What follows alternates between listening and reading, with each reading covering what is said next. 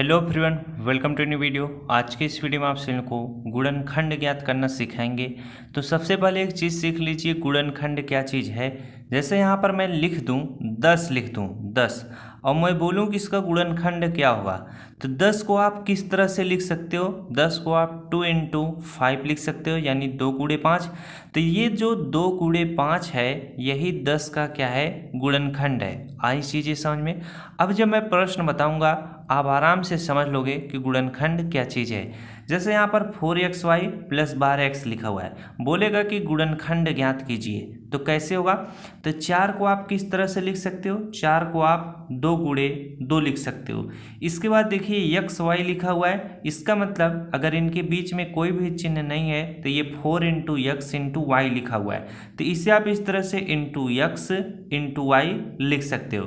फिर यहाँ पे प्लस का चिन्ह है तो प्लस का चिन्ह बनाना।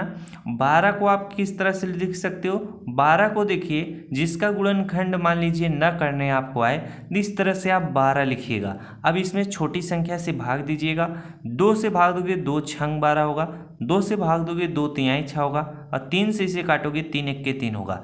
तो ये जो चीज़ आया हुआ है यही क्या होगा, 12 का गुणनखंड होगा। तो क्या आया है, 2 गुणे 2 गुणे 3, इसको इस तरह से लिखना पड़ता है। तो इसको हम लिखेंगे 2 गुणे 2 गुणे 3 लिखेंगे।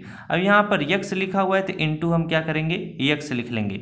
इनका आप आपस में गुणा करोगे तो 12 ही आएगा। जैसे 2 दूना 4, 4 तिहाई कितना हो जाएगा, 12 हो जाएगा। यक्स को हमने इस तरह से लिखा है। यहाँ तक सभी को समझ में आना चाहिए। अब यहाँ पर आपको अगला स्टेप आपको इसमें करना क्या है, अगला स्टेप क्या होता है, जैसे यहाँ पर देखेंगे 2 इंटू यक्स इंटू वाई, फिर प्लस लिखा है, फिर 2 इंटू 3 इंटू यक्स लिखा हुआ है। अब आपको इसमें और इसमें कॉमन खोजना पड़ता है। कॉमन क्या चीज़ होता है, जो दोनों में पाया जाए वही क्या होता है, कॉमन होता है। जैसे देखिए यहाँ पर 2 गुणे 2 है, यहाँ पर भी 2 गुणे 2 है, तो ये जो 2 गुणे 2 इसमें और 2 गुणे 2 जो इसमें है, अगर दोनों में है सेम वही चीज़ तो क्या हो जाएगा, कॉमन हो जाएगा। तो यहाँ से मैं 2 गुणे 2 क्या कर लूँगा, कॉमन ले लूँगा। इसके बाद ध्यान दीजिए यहाँ पे यक्स है, यहाँ पे भी यक्स है, तो इंटू हम यक्स भी क्या कर लेंगे, कॉमन ले लेंगे। यहाँ पे y है, इसमें y नहीं है तो y कॉमन नहीं होगा। इसमें देखिए 3 है, इसमें 3 नहीं है तो 3 भी कॉमन नहीं होगा। कॉमन वही चीज़ होता है जो दोनों में पाया जाए। अब इस तरह से आप ब्रैकेट का चिन्ह बनाइएगा। यहाँ पर 2 इंटू 2 आपने कॉमन लिया है तो 2 इंटू 2 क्या हो जाएगा, खत्म हो जाएगा, कैंसिल हो जाएगा। यक्स से यक्स कैंसिल हो जाएगा तो इसमें क्या बचेगा, वाई बचेगा। तो यहाँ पर आप इस तरह से वाई लिखिएगा, फिर आप प्लस का चिन्ह बनाइएगा। यहाँ 2 इंटू 2 आपने कॉमन लिया है तो 2 इंटू 2 क्या हो जाएगा, खत्म हो जाएगा, कैंसिल हो जाएगा। यहाँ पर आपने यक्स कॉमन लिया है तो यक्स से यक्स खत्म हो जाएगा। यहाँ पर क्या बचेगा, सिर्फ 3 बचेगा। तो प्लस का चिन्ह बनाकर आगे आप यहाँ पर 3 लिखिएगा। अब आप ब्रैकेट बंद कर लीजिएगा इस तरह से। अब आप इसे सॉल्व करेंगे। यहाँ पर 2 गुणे 2 का मतलब कितना हो जाएगा, 2 दूना 4 हो जाएगा। अब यक्स जो है इसके साथ गुणे में है तो यहाँ पर आप इस तरह से 4x लिख लीजिएगा, ब्रैकेट का चिन्ह बनाइएगा। इसमें y प्लस 3 है तो y प्लस 3 इस तरह से लिख लीजिएगा। यही क्या हो जाएगा, आपका आंसर हो जाएगा। जो बोला था गुणनखंड ज्ञात कीजिए 4xy प्लस 12x का, तो इस तरह से जब आप करोगे तो ये आपका क्या होगा, आंसर निकल कर आएगा। चलिए एक प्रश्न और आपको कराते हैं। दूसरा क्वेश्चन है, देखिए 6xy प्लस 9y है। इसमें देखिए गुणनखंड करना है आपको, तो कैसे होगा। 6 को आप किस तरह से लिख सकते हो, 2 इंटू 3 यानी 2 गुणे 3 लिख सकते हो। 2 तिहाई कितना होता है, 6 होता है। इसके बाद देखिए यक्स इंटू वाई है तो इंटू आप इस तरह से यक्स इंटू वाई इस तरह से लिख लेना। प्लस का चिन्ह आ गया है तो प्लस का चिन्ह बनाना। 9 को आप क्या लिख सकते हो, 9 को आप तोड़कर 3 इंटू 3 लिख सकते हो। अब मान लीजिए जिन भी बच्चों को 9 को तोड़ना है, संख्याएं बड़ी हों, जैसे 30 लिख दिया जाए, तो आप इस तरह से कोई भी संख्या हो लिख लेना जिसका गुणनखंड तोड़ना है।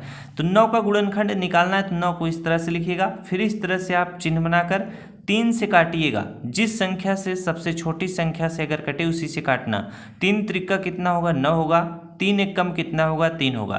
तो जब हमने 9 को काटा जो है, यानी 9 का गुणनखंड निकाला, तो ये 3 इंटू 3 आया है। तो वही चीज़ हमने यहाँ पे लिखा है, 3 गुणे 3 करोगे तो 9 आएगा। इसके बाद इंटू वाई है तो इंटू वाई इस तरह से आप लिख लेना।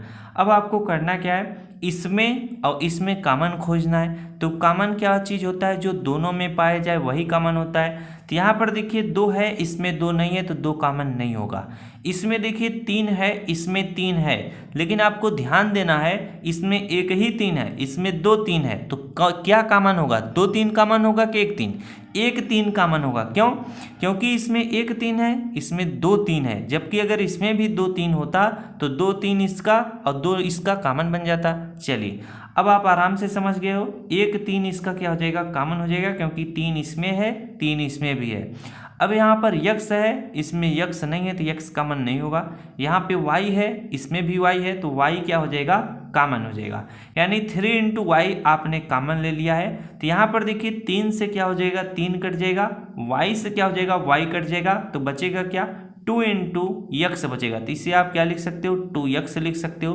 प्लस का चिन्ह बनाना, यहाँ 3 से 3 कट जाएगा तो 1 3 बचेगा, तो उसे 3 लिख लेना। y से y कट जाएगा, तो यहाँ पर 1 3 और y कटेगा तो सिर्फ 3 बचेगा, तो प्लस का चिन्ह बनाकर 3 लिख देना। अब आप ब्रैकेट बंद कर सकते हो। जब 3 इंटू वाई का गुणा करोगे तो क्या हो जाएगा? 3y हो जाएगा, और ब्रैकेट में क्या होगा? 2x प्लस 3 होगा। तो इस तरह के जब भी गुणनखंड के सवाल आएंगे सेम इसी तरीके से आप करिएगा, आपका आंसर सही निकलेगा। अब देखिए गुणनखंड के कुछ कठिन प्रश्न होंगे जिसमें देखिए पावर लगा होगा, उसको मैं अगले वीडियो में बताऊंगा। आज के लिए बस आप इन्हीं सब प्रश्नों पर प्रैक्टिस करिएगा। बोलिए तो एक प्रश्न और करा देते हैं जिसमें अगर कोई भी संख्या न लिखी हुई हो। अगला प्रश्न देखिए तीसरा, इस तरह से भी आपसे गुणनखंड पूछा जा सकता है। तो यहाँ पर देखिए ax है, तो इसे आप इस तरह से लिखना, a इंटू आप x इसे लिख लेना, प्लस का चिन्ह बनाना।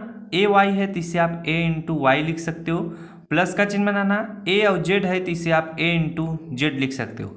अब आपको कॉमन अभी तक मैंने आपको 2 वाले में बता रहा था, अब इसमें देखिए 3 है। ये संख्याओं के फॉर्म में ना होकर ये x y z a के फॉर्म में है। तो इसमें देखिए आपको करना क्या है? इन तीनों में आपको कॉमन खोजना है। तो देखिए एक ये हो जाएगा, एक ये हो जाएगा, एक ये हो जाएगा। इन तीनों में कॉमन क्या है जानते हैं? a इसमें भी है, a इसमें भी है, a इसमें भी है, तो हमारा क्या? a कॉमन हो जाएगा। यक्स इसमें है, यक्स इसमें नहीं है, यक्स इसमें भी नहीं है, तो यक्स कॉमन नहीं होगा। y इसमें है, y इसमें नहीं है, इसमें भी नहीं, तो y नहीं कॉमन होगा। z इसमें है, z इन दोनों में नहीं है, तो z कॉमन नहीं होगा, सिर्फ a कॉमन होगा। जब a को आप कॉमन ले लोगे तो a से a कटेगा, यहाँ पर x बचेगा, प्लस का चिन्ह बनाना। a से a कटेगा, यहाँ पर y बचेगा, a से a कटेगा, यहाँ पर क्या बचेगा? z बचेगा। यही आपका फाइनली इस प्रश्न का क्या होगा? उत्तर होगा। इस टाइप से भी प्रश्न आपसे पूछा जा सकता था, इसीलिए मैंने आपको बताना उचित समझा। अब आपको मैं मिलूंगा नेक्स्ट वीडियो में जिसमें पावर वाले रहेंगे, उनका गुणनखंड कैसे किया जाएगा अगले वीडियो में बताएंगे। तो जितने बच्चे चैनल पर नए हो तो चैनल को जरूर सब्सक्राइब कर लेना, जिससे जब भी मैं कल वीडियो लाऊंगा शाम के वक्त आपको नोटिफिकेशन मिल जाए, आराम से आप उसे देख सको। Thanks for watching.